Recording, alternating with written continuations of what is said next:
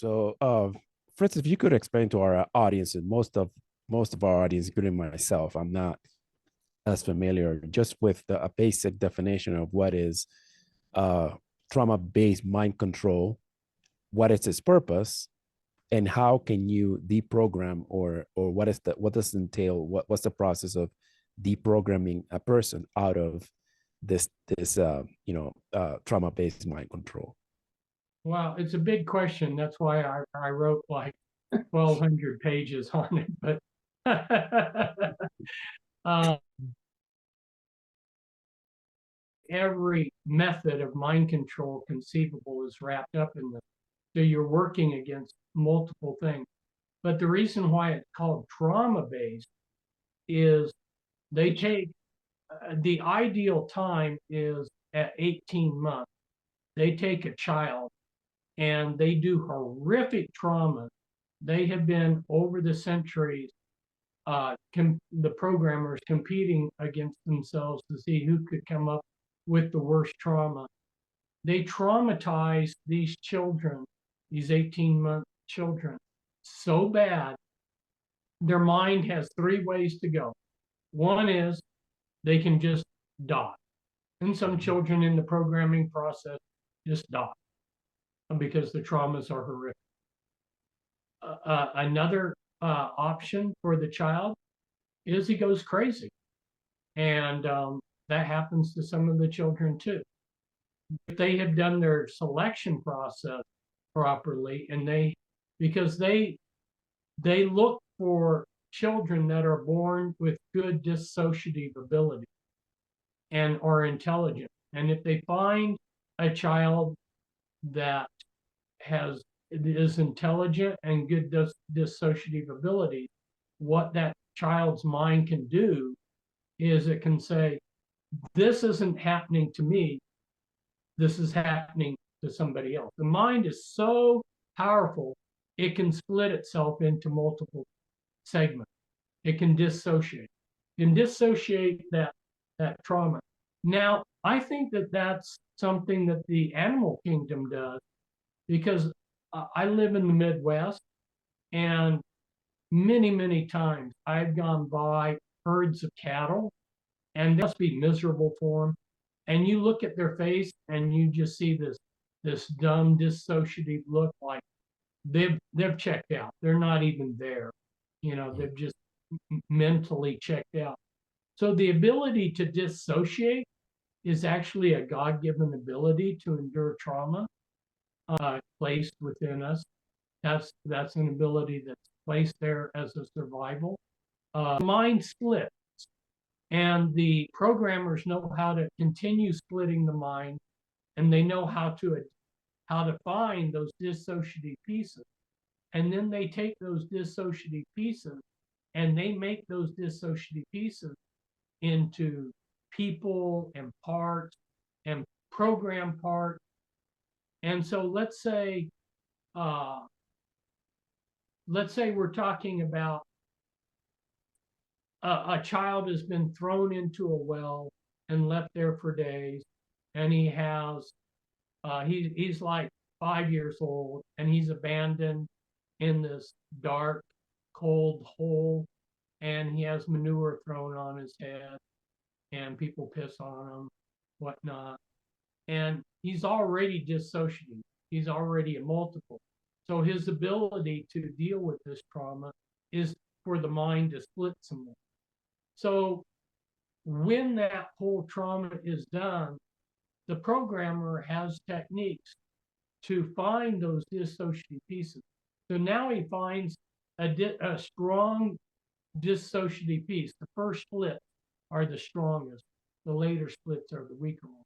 He finds that strong part, and he starts using mind control techniques, hypnosis, other techniques, drugs and whatnot, to take that dissociative part and make it into a programmed, make it into assassin.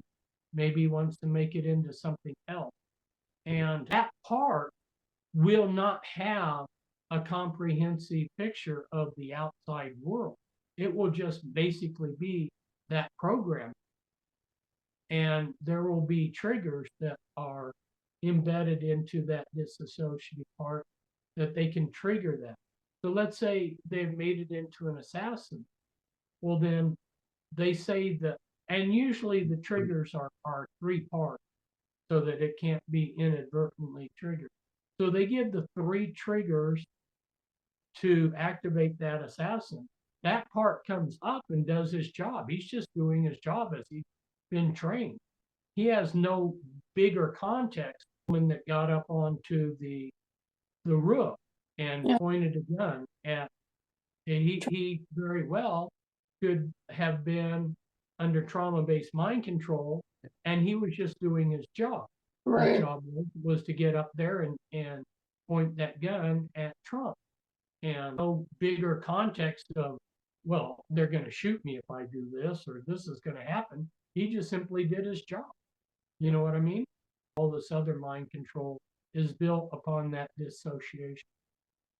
There was a popular movie back in the early 2000s, played by Denzel Washington, called The Manchurian Candidate. I don't know. Are you familiar with that film? It actually came out in 1959, and that sounds like a remake of it. It's a remake. Okay. The original film came out a long time ago, and it was based on a book, The Manchurian Candidate. But yeah, that's an excellent movie to see the end result. Now, they blamed, in the movie, it's the Russians. The Russians have programmed this person. And then the person picks up a phone and they hear a little ditty that's programming, and they go do something. Well, I've actually been, because I was with these women, you know, that I was trying to help. I've actually sat there and listened to the phone calls come in where they gave that kind of a programming ditty. I've heard that. So that's very realistic, except it's not, you know, they blame it on the Russians. Right. Our CIA is doing it. Yeah, I think in the 2004 film with Denzel Washington, CIA. It's not the Russians, it's CIA. Yeah. So, but anyway, it's just for our viewers out there, you know, if you want to, you know, it's just, I'm trying to relate it to, because these are things that obviously most of us, I myself, I've never heard of this before, but I have like the bits and pieces of things, right? So one of the things that if you want to learn about a little bit more what we're talking about, this is a film that you can actually rent and watch and see what it is that's going on. And finally, like you know, Fritz, if you could just tell us at the end, how do we deprogram a person from that, who has been through that? You know, there aren't soundbite answers to the thing. Yep. And for me, one of my big tools, because I was going up against what a lot of people call the cabal, I was coming up against the cabal's agencies, you know, like the CIA and other agencies that are involved in the FBI is involved in it too. You know, all the agencies that we would trust are actually working against us to enslave us. You could say I was in over my head, you know. And so one of the few things that I felt that I had as an advantage over the other side was God's agape love. And so I applied a lot of love in these situations. Yeah. Yep. That's kind of what you see with Kathy O'Brien too. It was love and a relationship that helped deprogram her, finding trust and, you know, breaking down those walls and stuff. It's hard for these people to trust anyone. And that's where a lot of people are going to hit a wall, is just when they meet you, they're why should they trust you, you know?